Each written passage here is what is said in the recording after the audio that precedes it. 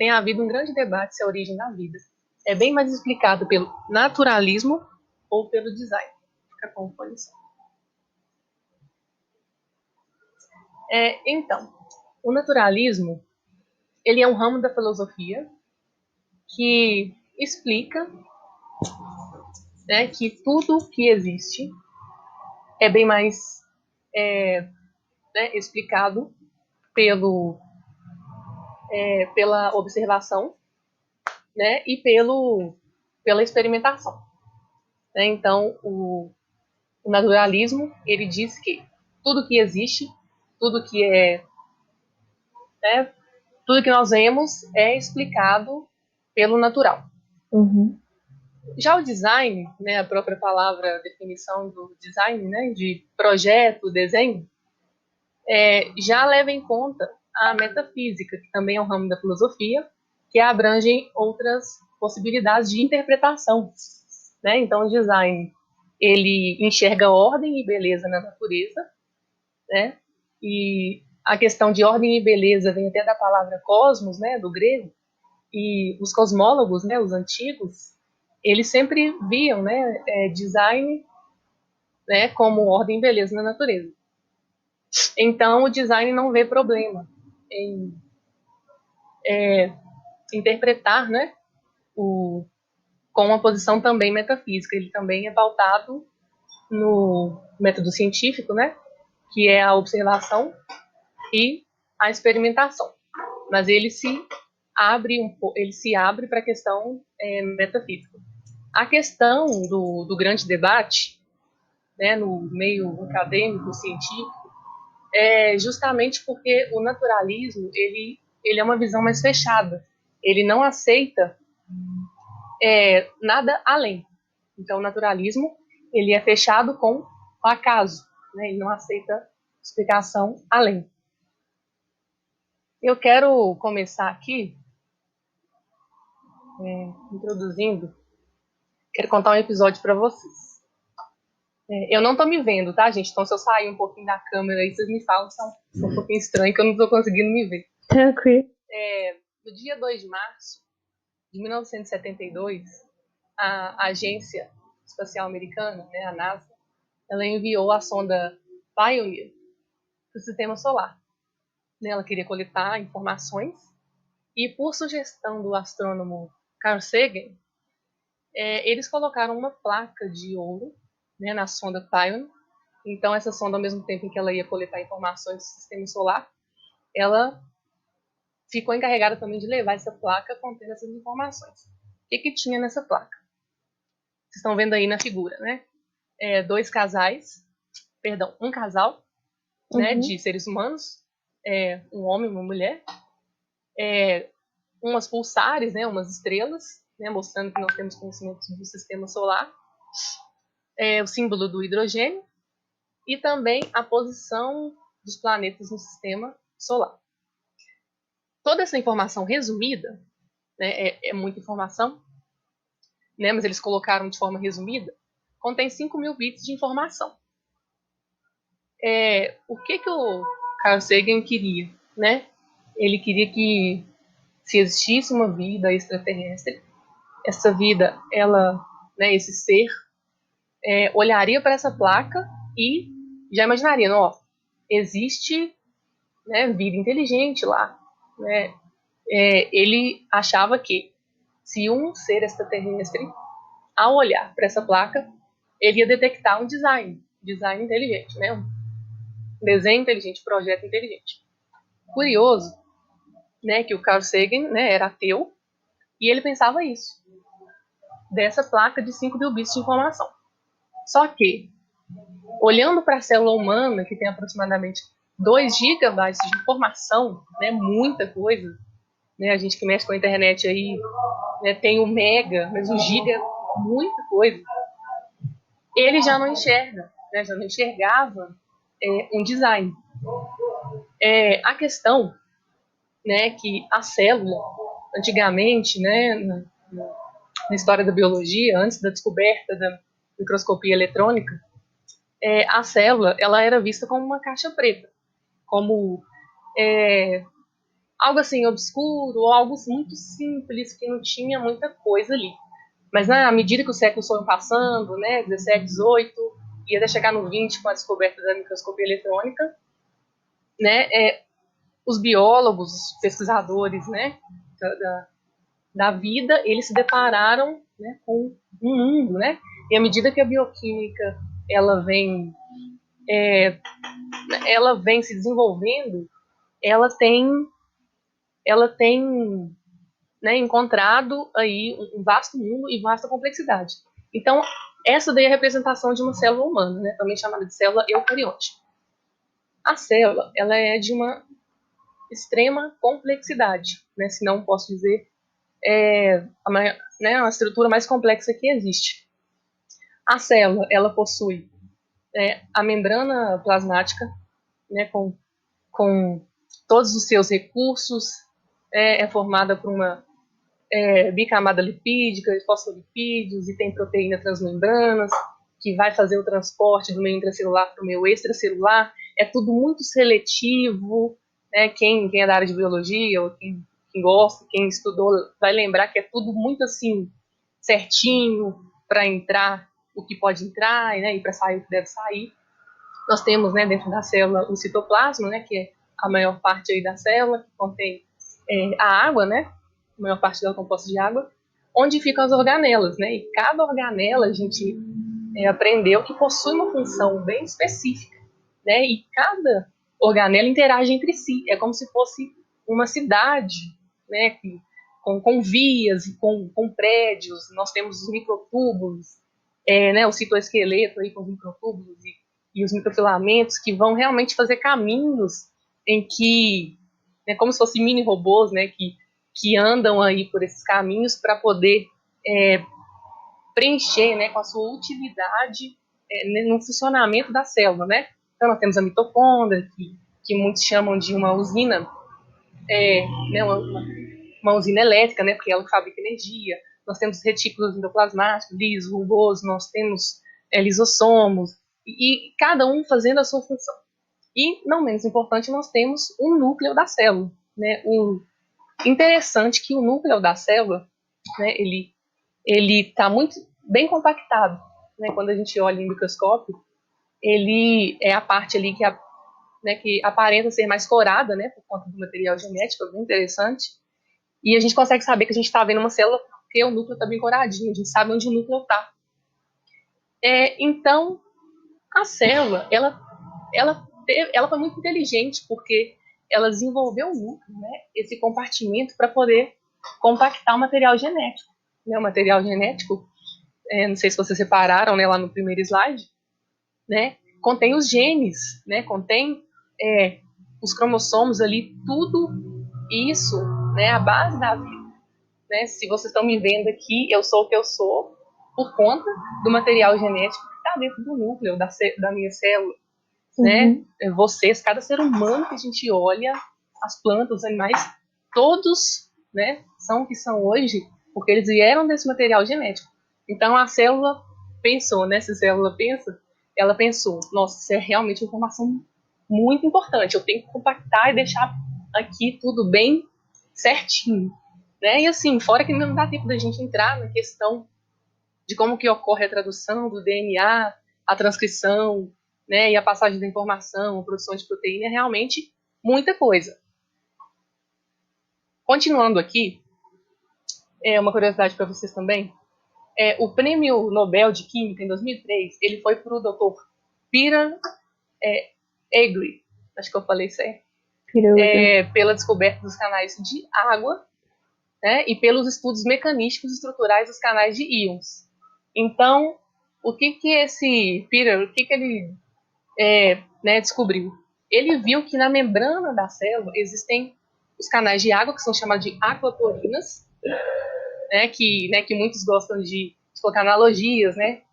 São verdadeiras hidrelétricas, hidroelétricas, né, né, usinas mesmo, sim, que tem uma particularidade, que tem uma especificidade tão grande, né, que rendeu para ele, né, até o prêmio Nobel. E a questão dos íons, como eu falei também anteriormente, né? A gente está vendo ali o exemplo do potássio, o K+, o sódio, o Na+, então cada um com a sua carga ali, um tem carga positiva, outro tem carga negativa, e a membrana da célula, a célula pensou, né? Eu preciso ter uma membrana, eu preciso ter um canal de água, porque a membrana não é toda aberta, né? Porque senão a célula não sobrevive, e ela não pode ser toda fechada, senão os nutrientes, né, o que é importante não vai entrar, então a célula deve ter pensado, né? Vou ter uma membrana e vou ter esses canais específicos para poder fazer essa troca, essa comunicação, esses transportes do meio externo, do meio interno e vice-versa.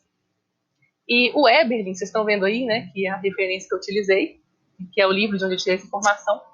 Ele, né? O Marcus Eberlin, ele é doutor em química, é um dos maiores cientistas aqui do Brasil, também conhecido internacionalmente. E ele fez uma analogia interessante. Ele falou, se a descoberta, né, desse canal de água, desses canais de água, e a mecânica aí da estrutura dos canais de íons, se isso rendeu para ele o prêmio Nobel, imagina o que foi preciso, imagina o que precisa ter quem criou a célula, né? Essa comparação que ele fez achei bem interessante. Verdade. Aqui eu trouxe para vocês esse artigo aqui. Pessoal, eu não sei se está saindo algum barulho a mais aí para vocês. Tá tranquilo. Tá um pouco de barulho aqui, tá me incomodando aqui, mas tô tentando seguir.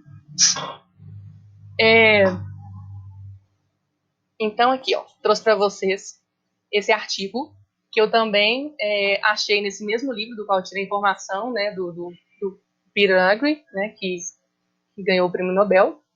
E o título desse artigo, ele, né, fala coevolução de membranas primordiais e proteínas de membrana. Então esse artigo está falando especificamente da questão das membranas, de como que evoluíram, né? Coevolução vem do termo evolução junta, né? E aqui eu trouxe o trecho, né, original lá do artigo, e não traduzi porque aqui eu já selecionei para a gente poder ver e não tá muito difícil de entender, mesmo quem não fala inglês. Então aqui tá falando assim, ó, a origem, né, biológica das membranas permanece obscura. Então, ou seja, o pessoal, pera aí só um minutinho que tá tendo uma fala aqui que tá... Pera aí só um minutinho.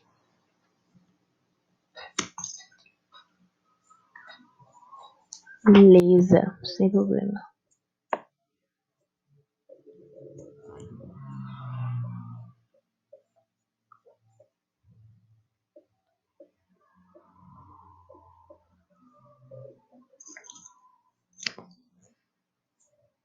Pessoal, desculpa, eu voltei. Espero que vocês estejam me vendo. Tranquilo, tô vendo. Realmente estava incomodando bastante o barulho aqui. Então, é isso que os autores, os pesquisadores evolucionistas estão dizendo, que a origem biológica da membrana permanece obscura. Então, ok. Aqui eu trouxe para vocês, essa foto eu mesma tirei, de um simpósio que teve aqui em BH no mês passado, simpósio de ciência e fé, primeiro aqui de BH, falando justamente sobre esse tema, a causa ao planejamento. Essa que está na foto é a doutora Keila, ela é PhD em biologia vegetal, professora titular aqui da UFMG, né? E ela trouxe uma palestra muito interessante, né, para a gente sobre evidências do ritmo circadiano, né? Mostrando como tudo isso funciona e se isso veio, né, do acaso ou se foi planejado. E aí eu coloquei justamente que ela estava falando, né? Eu trouxe aqui o trecho que ela também apresentou, porque eu tentei entrar no site realmente, mas eu não consegui ter a leitura completa, né, do texto, porque está sendo pago, né? Então, como eu já tinha tirado a foto, eu aproveitei a informação. Então, o texto, né, do Globo, de outubro de 2017, ele vai dizer assim: o relógio biológico endógeno, na verdade, ele tem múltiplos mostradores, com os diferentes tecidos e órgãos do corpo, seguindo seus próprios horários, de acordo com os complexos processos que podem ser influenciados por diversos fatores internos e externos, que não apenas a variação natural dia e noite, mas também dieta, atividade física e outros. Ritmos, né, circadiano, falando um pouquinho, praticamente um relógio biológico que nós temos, nossas células têm, todo ser vivo possui. Esse relógio, né, ele interage com o meio ambiente, a luz ou, né, a escuridão vão interferir no nosso funcionamento. E aqui está explicando que não é só o dia e a noite que influencia nisso, mas também nosso estilo de vida. Continuando aqui no texto desse site. Fruto de milhões de anos de evolução da vida, sua função principal não é simplesmente responder a estímulos externos, como a claridade trazida pelo nascer do sol ou a escuridão que se segue ao seu ocaso, mas se antecipar a esses acontecimentos, preparando o corpo para eles. Assim, não é por acaso que ele funciona em ciclos de 24 horas, justamente o período de rotação da Terra. Então, estou mostrando, né, para vocês esse site também, né, de cunho evolucionista, que segue, né, a academia naturalista. Uhum. Eles, lá em cima, eles estão falando, né, que o ritmo circadiano, o relógio biológico, é fruto de milhões de anos de evolução. E embaixo está falando que não é por acaso. Então, a gente começa a encontrar as contradições. Né? Por isso que eu coloquei lá no segundo slide para vocês que tem havido um debate no mundo científico sobre o que melhor explica a vida, o acaso ou o design, porque à medida que a ciência, as áreas do conhecimento, né, da natureza, elas vão se desenvolvendo, elas vão chegando e vão vendo que a vida as bases da vida são muito complexas, né, principalmente a bioquímica, né, um ramo muito importante para explicar a vida. Aqui eu trouxe também mais um site, acho que vocês também conhecem, é super interessante. Né? Esses sites, vale colocar que essas revistas, esses sites, eles seguem sem questionar qualquer publicação científica, né? E lembrando que a maioria, grande parte das publicações científicas, elas seguem o naturalismo filosófico, que é fechado no acaso. Então, sempre se lembrem disso. Então, olha o título aqui dessa matéria. Origem da vida. Se no início tudo era RNA, como ele se reproduzia? RNA, né, trabalha ali conjuntamente com o DNA. O RNA vem do DNA. Então, entra naquela questão, quem veio primeiro, o ovo ou a galinha? Né, e tem a hipótese do DNA, de que, né, os evolucionistas, grande parte dos pesquisadores tem apostado nessa teoria de que no começo era tudo o RNA pela capacidade que ele tem de se replicar, de fazer a tradução, né, e expressar e começar o processo de desenvolvimento das proteínas. Então aqui trouxe um pouquinho do texto, da matéria para vocês verem. Você está vivo, parabéns, é um fato digno de nota. Não só porque você foi um espermatozoide vitorioso em meio aos incontáveis outros que tentaram, sem sucesso, alcançar o óbito, mas porque o próprio fato de que a vida surgiu na Terra é ridiculamente improvável. Os bloquinhos essenciais da vida, as proteínas, são imensas cadeias de bloquinhos menores, compostos químicos chamados aminoácidos. Há, ao todo, 22 deles, dos quais 20 bastam para a maior parte dos seres vivos. Uma proteína razoavelmente longa, como o colágeno, contém 1055 aminoácidos. Eles precisam aparecer em uma ordem exata. Qualquer erro na sequência é fatal. Qual é a chance de uma proteína complexa desse jeito se formar espontaneamente na natureza? Para todos os efeitos, zero. São 1055 posições, cada uma com 20 possíveis ocupantes. A chance de você ganhar 3 vezes seguidas na Mega Sena da virada é bem, bem maior. Mas é óbvio que nem o colágeno, nem as outras milhares de proteínas necessárias para seu corpo funcionar são produzidos do nada, em um golpe de sorte. Os seres vivos vêm de fábrica com um manual de instruções chamado DNA, que contém o passo a passo para produzir tudo o que você precisa. Então, é uma revista, uma matéria que segue as pesquisas de cunho naturalista. Então, vocês estão vendo que não estou falando nada aqui de criacionismo, estou falando da comunidade científica, que eles estão mostrando. Esse daqui é um slide que eu trouxe de um curso que eu estou fazendo, sobre ciência das origens, sobre a origem da vida. E justamente o nome dessa aula aqui é a origem e a evolução da vida. Então eu vou ler para vocês aqui. Ó. O primeiro problema tem que ver com a questão das probabilidades. Na verdade, a probabilidade de um sistema simples de replicação se formar por ele mesmo é tão baixa que deve ser considerada praticamente igual a zero. Aqui eles foram um pouquinho mais calmos, né? Deve ser considerada praticamente igual a zero. Né? O outro artigo lá, a outra matéria já falou, não, nem pensa nisso, é zero e zero mesmo.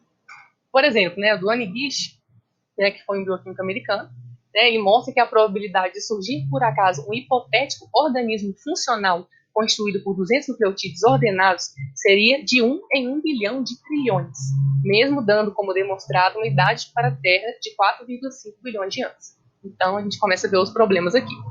Do mesmo modo, Fred Hoyle, um astrônomo que se declarava ateu, afirmava que a probabilidade da formação da vida a partir de matéria inanimada é uma num número com 40 zeros depois dele. Nas palavras dele, isso é mais do que suficiente para enterrar Darwin e a teoria da evolução. Continuando, a probabilidade de uma hipotética proteína funcional com 100 aminoácidos precisamente sequenciados surgir por acaso é de 1 vezes 10 elevado a 127. Ou seja, né, tem todos esses números aí. Está calculado ser mais provável uma mesma pessoa ganhar na loteria todos os dias do século XXI do que uma simples célula surgir por acaso. Então a gente começa a ver, à medida que a gente vai aprofundando nas pesquisas, nas evidências, que as informações estão começando a se repetir. O naturalismo, que é fechado no acaso, né, ele está começando a admitir, olha, não é possível mesmo a evolução, um sistema, vamos falar de outra maneira, né, não é possível um sistema tão complexo ter evoluído de forma lenta e gradual. Então, aqui, para encerrar assim, essa parte aqui de exposição de matérias, eu trouxe esse artigo aqui, né, lá da revista Progresso em Biofísica e Biologia Molecular. O título desse artigo é Causa da Explosão Cambriana, Terrestre ou Cósmica. A explosão cambriana, né, para quem está na área da biologia vai lembrar melhor, é nome que a gente não vê realmente todo dia. O período cambriano, né, ele existiu há muito tempo atrás, né, segundo a teoria da evolução, né, aqui na Terra. E eles chamam de explosão cambriana porque nessa época do Cambriano surgiram várias espécies de animais complexas. Então, por isso que eles chamam de explosão cambriana. E eles falam, de onde que surgiu todas essas espécies, assim, do nada? Né? Isso tem explicação aqui na Terra, ou a explicação é cósmica. Né? Então, vocês estão vendo aí vários nomes, todos esses nomes são cientistas do mundo todo, pesquisadores, evidentemente evolucionistas, maioria de cunho evolucionista, todos se juntaram, né, para poder analisar isso daí. E aqui eu trouxe para vocês só a tradução desse trecho aqui, ó. Porque é um pouco maior, né, e eu não vou traduzir isso tudo aqui, então eu trouxe traduzido para vocês. O que eles falaram que eu achei muito interessante. A transformação de um conjunto de escolhidos apropriadamente monômeros biológicos, por exemplo, aminoácidos nucleotídeos, em uma célula viva primitiva capaz de evolução adicional, parece exigir superar uma barreira de informação de proporções superastronômicas. Um evento que não poderia ter acontecido dentro do período de tempo da Terra, exceto, acreditamos, como um milagre. Vários cientistas de diversas partes do mundo, evolucionistas, usando a palavra milagre para a vida ter acontecido na Terra. Todos os experimentos de laboratório que tentam simular tal evento levaram até agora ao fracasso sombrio. Portanto, parece razoável ir para o maior local disponível em relação ao espaço e ao tempo, uma origem cosmológica da vida. Assim, parece plausível e extremamente provável para nós. E várias ideias que têm relação com essa questão foram exploradas em grande profundidade e eles citam os autores. Então, quem gostava muito de biologia aí vai lembrar da panspermia cósmica, né? Aquela teoria que ensina que a vida foi plantada, foi semeada aqui na Terra quando meteoritos caíram e aí vieram, né, todos os materiais necessários para a formação da vida estavam nesses meteoros e a vida realmente não poderia ter surgido aqui na Terra, ela veio do espaço. É aqui o texto original. Então, o problema, né, da questão do naturalismo que se pauta no acaso é justamente a questão da complexidade irredutível, né? Também, sem contar, né, das questões das leis físicas. A complexidade redutiva é justamente aquilo que eu mostrei para vocês no começo da célula. Ela tem várias partes, cada parte com uma função específica e todas elas precisam uma da outra para funcionar. Então, já vou entrar aqui no conceito para vocês de complexidade redutível. O que é? Cada máquina deve ter um número mínimo de peças para funcionar. Se uma só peça abaixo deste número for removida, a máquina cessa de funcionar. Então, com o avanço da bioquímica, com o desenvolvimento da química, os pesquisadores têm visto que a vida tinha que ter nascido pronta, porque se faltar uma coisinha, não tem como funcionar. Continuando. A comunidade científica ficou chocada diante da enorme complexidade que a bioquímica moderna descobriu na célula. Ninguém na Universidade de Harvard, nem da Academia de Ciências dos Estados Unidos, nem o ganhador de prêmio Nobel, absolutamente ninguém consegue explicar detalhadamente como o cílio, a visão, a coagulação do sangue ou qualquer outro processo bioquímico teria se desenvolvido conforme a teoria de Darwin. Então, falei com vocês só um pouquinho da célula. Tem o cílio, que é a questão do flagelo, né? Aquela caudinha assim que as bactérias, os espermatozoides, eles usam para poder se locomover. Aquilo é de uma complexidade tamanha, né? A visão também, Darwin até comentou da visão, né? Que se fosse descoberto que a visão não se desenvolveu lenta e gradualmente, a teoria dele teria caído por chão. E a questão da coagulação do sangue, né? Para o nosso sangue, né? Ele parar, para ele coagular, é uma cascata tão bem orquestrada que se faltar uma coisa não funciona e todo mundo morreria, né, de hemorragia. Sem contar também do ajuste fino do universo. Né? Nós sabemos aí, a gente escuta muitas informações de que se a gravidade tivesse uma força um pouco menos ou um pouco mais, os planetas não conseguiriam subsistir, a gente não conseguiria estar aqui se a Lua fosse um pouquinho mais para lá, o Sol fosse um pouquinho mais para cá, a vida, os componentes químicos existentes não teriam como subsistir. E aqui também eu tirei do livro, né, do Eberlin, o Fred Hoyle, aquele astrônomo que se declarava ateu. Olha o que ele falou. A interpretação com bom senso dos fatos sugere que um superintelecto brincou com a física e também com a química e a biologia, que não existem forças cegas das quais vale a pena falar na natureza. Os números que se calculam a partir dos fatos me parecem tão surpreendentes que duvidar dessa conclusão está quase fora de questão. Então eu trouxe para vocês aqui, todas essas referências que eu trouxe são de pesquisadores, de cunho evolucionistas, né, que se pautavam durante muito tempo no naturalismo, né, filosófico. O problema não é seguir o naturalismo, o problema é que ele se fecha no acaso. Ele não se abre, né, como design para poder ter uma nova interpretação. Então, o que acontece? Já que o naturalismo se fecha no acaso e ele não pode se abrir para nenhuma outra explicação, criaram aí a hipótese do multiverso. Né? Quem gosta aí de realidades alternativas, né? O pessoal aí mais nerd deve saber. A hipótese do multiverso, ela sustenta que todo o nosso universo é apenas de um número infinito de outros universos.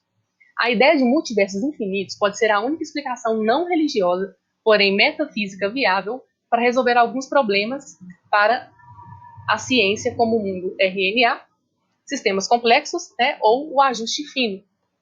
Então, o que é isso aqui? O naturalismo, os próprios defensores do naturalismo, aqueles que são agarrados no naturalismo, eles criaram uma hipótese metafísica, sendo que eles não podem crer na metafísica. Então, estou mostrando para vocês aqui uma contradição, né, deles. Daí, a teoria do design inteligente, ela vem em contraposição, ou ela vem paralelamente, melhor dizendo, ela vem paralelamente à teoria da evolução, que está agarrada no naturalismo filosófico, né, que só se pega ao acaso. A questão do design, como eu falei para vocês, né, ela vem desde os primórdios da humanidade, não é algo novo. Sempre se viu, sempre foi observado ordem e beleza na natureza. Mas como teoria científica, ela se estabeleceu em 1993, né? Totalmente isenta de religião. A teoria do design inteligente, né, os adeptos da teoria, eles não querem e eles nem podem descobrir quem é o design, né? Pode ser um extraterrestre, é um extraterrestre, né? Mas uns chamam de Deus, outros chamam de ET, esse que a gente conhece, assim, de ficção. Então, o objetivo da teoria do design inteligente não é descobrir quem é o design, a menos que o design, né, apareça. Mas o objetivo do design inteligente, ele é identificar, né, aqui, ó, os padrões da natureza que carregam as marcas de causalidade inteligente. Então, o design inteligente ele vem justamente para falar, olha, realmente, não tem como o acaso, do acaso ter surgido tudo. Né, do nada, nada vem. Então, ali também observação, quaisquer críticas à teoria do design inteligente, também chamada de TDI, são também críticas à teoria da evolução. O que eu estou querendo dizer para vocês? Que vocês podem ouvir por aí, é uma coisa nova, né? Vocês podem muito ouvir por aí, a teoria do design inteligente é pseudociência. Sendo que, na verdade, eles se pautam no método científico também, né? Que é a questão da observação e da experimentação. Então, se tem críticas, né, à TDI, então as críticas também são teoria da evolução, porque as duas elas se pautam na mesma coisa, no mesmo campo de estudo, que é a natureza. A única diferença, né, entre um evolucionista e um criacionista é a interpretação dos dados, porque as evidências que estão diante deles são praticamente as mesmas. Então, aqui para terminar, né, trouxe para vocês recomendações. Eu não sei nem se vocês vão conseguir ver, se vocês estão conseguindo ver. Todos esses livros que eu utilizei, eu os tenho. Eu utilizei para fazer os slides. Bacana. Estou mostrando para vocês aqui. Esse daqui. Tá? Então, recomendo para vocês. Conheço, né? Tirando ali o Em 6 Dias, né? Que foi uma tradução. Os outros eu conheço, né, os autores e realmente é bem pautado em evidências científicas. Aqui também recomendo para vocês, né? Depois eu vou enviar para vocês uns links, né? De uns canais, umas palestras para vocês aprofundarem nessas questões que eu falei com vocês. E aqui é uma frase, né? Desse filósofo do Richard Whately, nem não sei se eu pronunciei isso eu achei muito interessante. Uma coisa é desejar ter a verdade do nosso lado. Outra é desejar sinceramente estar do lado da verdade. Então, deixo isso aqui como reflexão para vocês. A gente tem que conhecer antes de julgar, não é só porque um cientista aderiu à teoria do design inteligente que ele se tornou cristão. Né? Não tem nada a ver uma coisa, né, com a outra, né, nessa questão. Muitos que eram considerados né, cientistas que eram considerados ateus, eles não se converteram a uma religião ao declarar que realmente nada poderia ter vindo do acaso. Né? Então, é só uma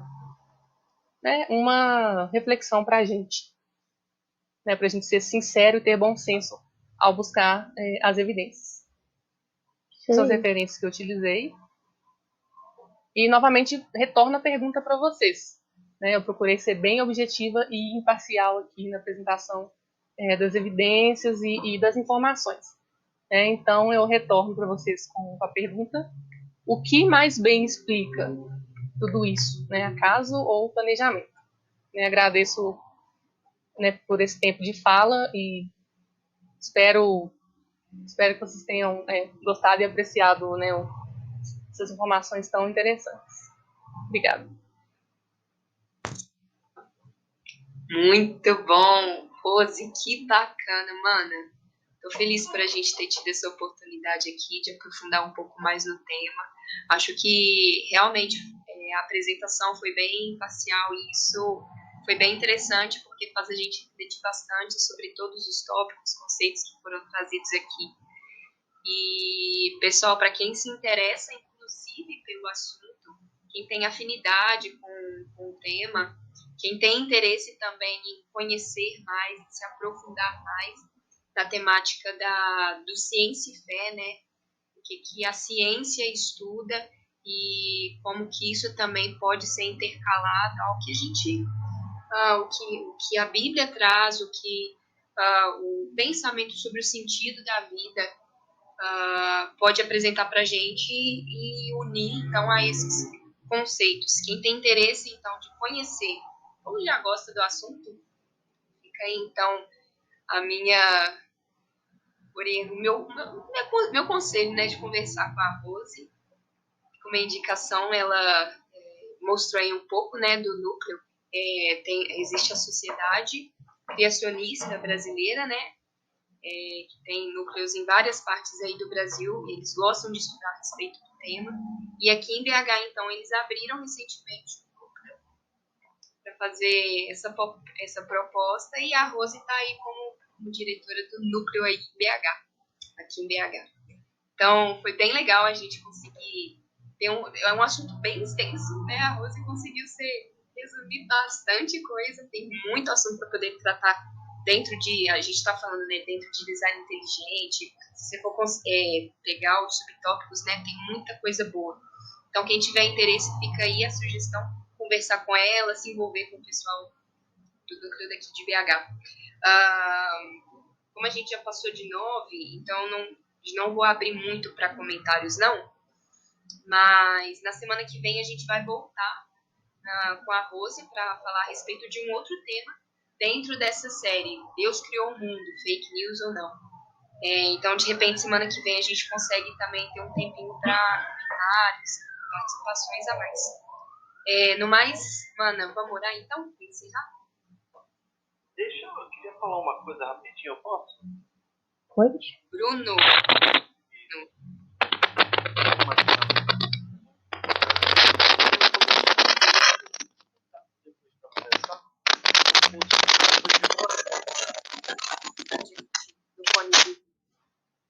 Agora sim. Aí, chegou.